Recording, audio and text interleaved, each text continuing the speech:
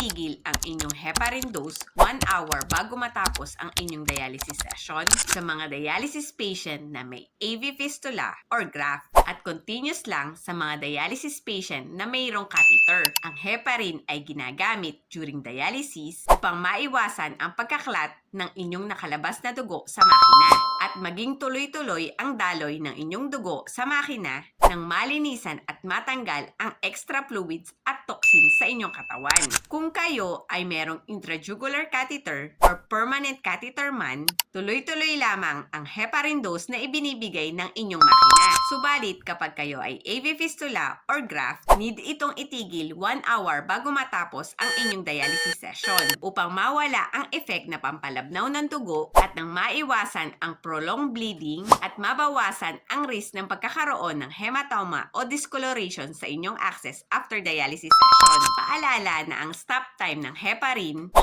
oras ng pagtigil ay depende sa protocol ng inyong dialysis unit. Mayroong mga dialysis unit na mas matagal kesa dito. I-comment mo naman dyan sa baba ang salitang heparin kung may natutunan ka sa video na ito. Please like, share, and follow mo na rin nang mas makatulong tayo sa iba. See you around mga kabato. Bye!